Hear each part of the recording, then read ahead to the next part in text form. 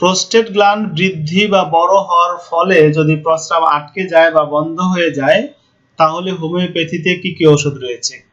Prostate gland হলো আমাদের মূত্রস্থলীর নিচে, এই যে এটা হলো মূত্রস্থলী, এটার নিচে এই যে যে জিনিসটা দেখতেছেন সুপারির মতো, এটাকে বলা হয় প্রোস্টেট গ্ল্যান্ড। এটা মেয়েদের থাকে না, শুধু ছেলেদেরই থাকে। এই প্রোস্টেট গ্ল্যান্ডটা স্বাভাবিকের থেকে যদি বড় হয়ে যায়, তাহলে হোমিওপ্যাথিতে 19টা মেডিসিন রয়েছে। এর মধ্যে ডিজিটালিস আর স্ট্যাফিসেগ্রিয়া, এই দুটি মেডিসিন ফার্স্ট গ্রেড। সেকেন্ড গ্রেডে রয়েছে এপিস, ক্যাকটাস, চিমাফিলা, পালসিটিলা, এই 4টা মেডিসিন সেকেন্ড গ্রেড। বাকিগুলো থার্ড গ্রেড, যেমন belladonna, benzoic acid, cantharis, conium, ferrum metallicum, hyoscyamus, কেলিআয়োড, মার্কডুলসিস, মরফিনাম, পেরাইরা ভ্রেবা, sepia, stramonium, zincum metallicum. Prostate gland বড় হয়ে যাওয়ার কারণে যদি প্রস্রাব আটকে যায়, তাহলে এই ওষুধগুলো আমরা বিবেচনায় নিতে পারি। আর এখানে 19টা মেডিসিন হলেও যখন আমরা টোটালিটি সিমটম করব, তখন দেখা যাবে যে ওষুধের সংখ্যা কমে আসবে। তখন সেখান থেকে টোটালিটি সিমটম করে ওষুধের সংখ্যা কমে আসার পর ম্যাট্রিয়া মেডিকার জ্ঞান থেকে আমরা সিমটম সিমিলারে ওষুধ ইনশাআল্লাহ দিয়ে দিব। Sitting bent backward ML. Sitting bent backward মানে হলো পিছনের দিকে বাঁকা হয়ে বসলে তার প্রস্রাব হয়। স্লিপিনেস উইথ, অর্থাৎ ঘুম ঘুম ভাবের সহিত তার প্রস্রাব, প্রোস্টেট গ্ল্যান্ড বড় হয়ে গেছে, প্রস্রাব আটকে গেছে, তার সাথে সাথে তার ঘুম ঘুম ভাব। আর হলো sitting bent backward ML, prostate gland বড়, তারপরে তার প্রস্রাব আটকে গেছে, আর ওই অবস্থায় যদি সে পিছনের দিকে বাঁকা হয়ে বসে, তাহলে তার প্রস্রাব হয়। সেক্ষেত্রে পেশেন্ট কি বলবে? পেশেন্ট বলবে যে স্যার, আমি বাথরুমে বসা পিছনের দিকে হেলান না দিলে আমার আর প্রস্রাব হয় না। এই যে কথাটা আপনাকে সূক্ষ্ম করে কথাটা বলে ফেললো, এই কথাটার উপরে আপনি কি সিমটম নেবেন? এখানে জিঙ্কাম মেটালিকাম একটাই মেডিসিন, আর এই সিমটমটা বলার সাথে সাথে জিঙ্কাম মেটালিকামকে যদি বের করতে না পারেন, টোটালিটি সিমটম দিয়ে এখানে কোনো কাজ হবে না, অসম্ভব।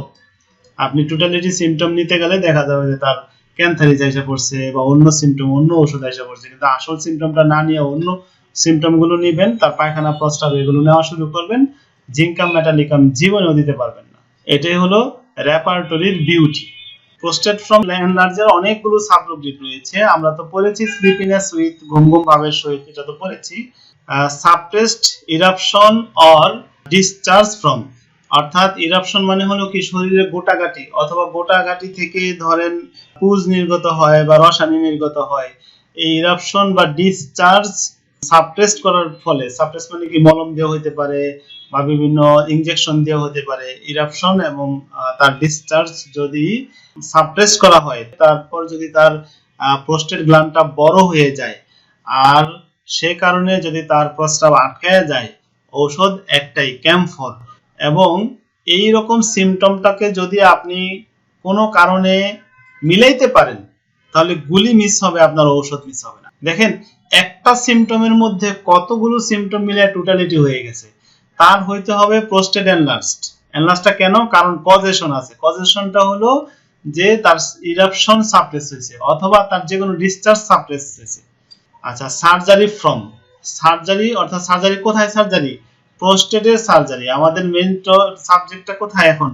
Retention of urine, prostate. এই প্রোস্টেটের সার্জারি করার ফলে যদি তার প্রস্রাব আটকায় যায়, তাহলে ক্যালেন্ডুলা আর causticum. Unable to pass urine in presence of company, তার প্রোস্টেট গ্ল্যান্ড বড়। দেখেন এখানে কয়েকটা সিমটম মিলছে। প্রোস্টেট গ্ল্যান্ড বড়, এই অবস্থায় মানুষ যদি তার কাছাকাছি থাকে, তাহলে সে প্রস্রাব নির্গত করতে পারে না, তার প্রস্রাব হয় না। রাস্তার পাশে সে দাঁড়ায় আছে, তার বন্ধুটা তার পাশে দাঁড়ায় আছে, তার দূরে যা, তো কাছে থাকলে আমার প্রস্রাব হয় না, যদি এরকম কেউ থাকে, তাহলে নেট্রাম মিউর।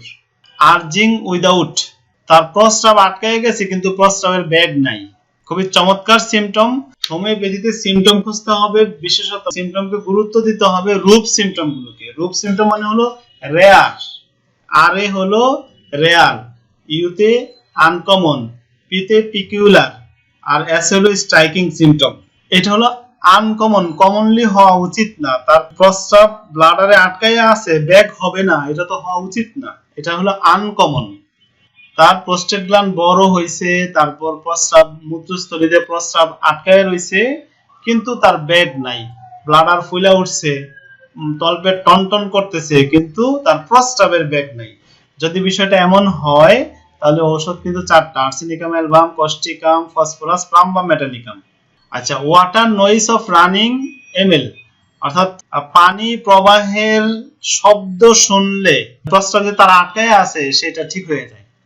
সেজন্য কি করে, কলের নিচে বালতি দিয়া পানি ছাড়ে, পানি ছাড়ার পরে এই যে পানি রানিং এর যে একটা শব্দ, সে শব্দ হয়, আর এই শব্দের তালে তালে সে প্রস্রাব করে। Hyoscyamus, lyssin, tarentula hispanica, zincum, metallicum, এই চারটা ঔষধ। Wet after getting feet, wet মানে হলো ভেজা, পা ভিজায়া রাখার ফলে, আপনি কাপড় চোপড় ধুইছেন বা অনেকক্ষণ পানিতে ছিলেন, পা ভেজা রাখার ফলে যদি প্রস্রাব আটকে যায়, দুইটা medicine, allium cepa, রাস্টক্স। Whistling ML, whistling মানে হলো শীষ দিলে উপশম। যা অনেক বাচ্চাদেরকে আমরা বলি না, বাচ্চাদেরকে বসাইয়া প্রস্রাব করানোর জন্য বলতেছি, আমরা কি করি, পটিতে বসাইয়া এরকম শীষ দেই, তো বাচ্চা প্রস্রাব করে দেয়। যদি কারো প্রস্রাব আটকায়া যায় আর তার যদি এনলার্জ প্রোস্টেট হয় আর এই কারণে প্রস্রাব আটকায় যায়, আর ওই সময় যদি শীষ দিলে তার প্রস্রাব হয়ে যায়, তাহলে সাইক্লামেন, ট্যারেন্টুলা, এই দুইটা মেডিসিন ছাড়া অন্য মেডিসিন দিলে রোগীকে ভালো করা খুবই কঠিন, কারণ আপনি মূল জায়গায় যাইতে পারেন নাই। শুধু ম্যাটেরিয়া মেডিকা পড়লে আপনি কোনোদিন ডাক্তার হইতে পারবেন না। আগে সিমটম পড়বেন, তারপর ম্যাটেরিয়া মেডিকা পড়বেন, দুইটা একসাথে না পড়লে, অর্থাৎ আপনার যদি ম্যাটেরিয়া মেডিকার জ্ঞান না থাকে তাইলেও ভালো ডাক্তার হইতে পারবেন না, আর যদি সিমটমের জ্ঞান না থাকে তাহলেও ভালো ডাক্তার হইতে পারবেন না। দুইটা জ্ঞান যখন আপনার পাশাপাশি হবে তখন অবশ্যই আপনি ভালো ডাক্তার হতে পারবেন ইনশাআল্লাহ। এছাড়াও প্রস্রাব আটকে যাওয়ার চিকিৎসায় সফলতার জন্য হোমিওপ্যাথিতে যে সকল বিষয়সমূহ অবশ্যই মনে রাখতে হবে তা হলো, এবার শিখবো আমরা ব্লাডার অধ্যায়ের retention of urine. Retention of urine মানে হলো প্রস্রাব আটকে থাকা। পেশেন্ট বলবে যে আমি প্রস্রাব করার পরেও যেন প্রস্রাব রয়ে গেছে, এমনটা মনে হয়। আমি অনেকক্ষণ বাথরুমে বসে থেকে শেষ পর্যন্ত 1 ফোঁটা 2 ফোঁটা কিছুটা প্রস্রাব হলে তারপর আমার শান্তি, তখন আমি বাথরুম থেকে বের হতে পারি। রিটেনশন অফ ইউরিন, প্রস্রাব করার পরেও প্রস্রাব থেকে যাওয়া অথবা প্রস্রাব আটকে থাকা। প্রস্রাব আটকে থাকা ঠান্ডা বাতাসে থাকার ফলে, retention of urine air from exposure to cold. প্রস্রাব আটকে থাকা ফান্ডাস পেশির দুর্বলতার ফলে, retention of urine atony of fundus from. প্রস্রাব আটকে থাকা বিয়ার পান করার পরে, retention of urine beer after. প্রস্রাব আটকে থাকা জন্মের সময়, retention of urine birth at. প্রস্রাব আটকে থাকা শিশুদের, retention of urine children in. প্রস্রাব আটকে থাকা শীত লাগার সময়, retention of urine chill in. প্রস্রাব আটকে থাকা কলেরার সময়, retention of urine cholera in. প্রস্রাব আটকে থাকা পুরাতন, রিটেনশন অফ ইউরিন ক্রনিক।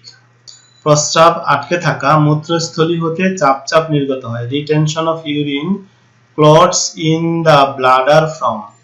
প্রস্রাব আটকে থাকা ঠান্ডা হাতানোর ফলে, retention of urine cold from catching. প্রস্রাব আটকে থাকা শুল বেদনার সহিত, রিটেনশন অফ ইউরিন কলিক।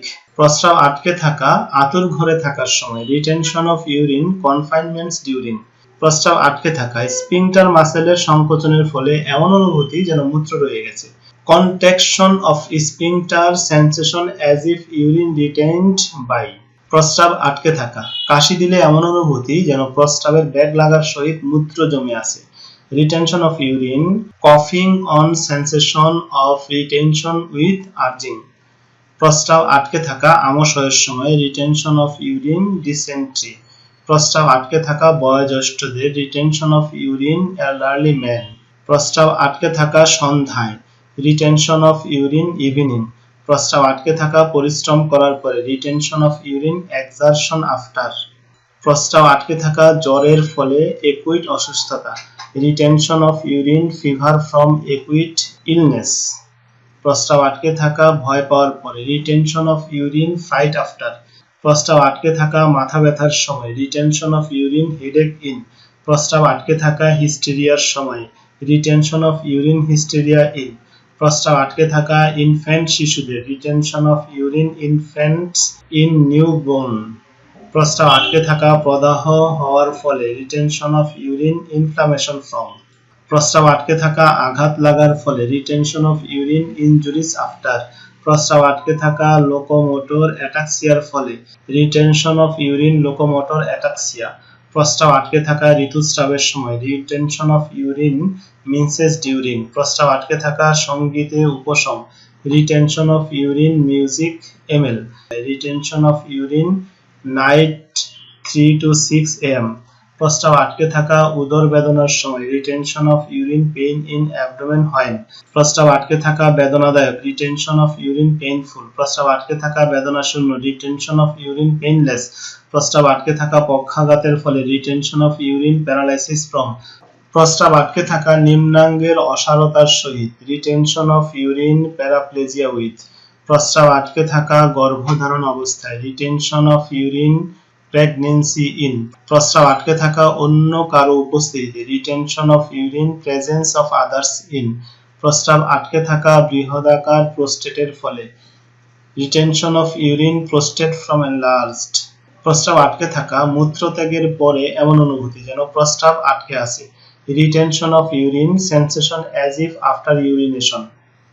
রোগের মূলে আঘাত হেনে রোগীর মুখে হাসি এনে রোগীর তরে আমরা আপনজন।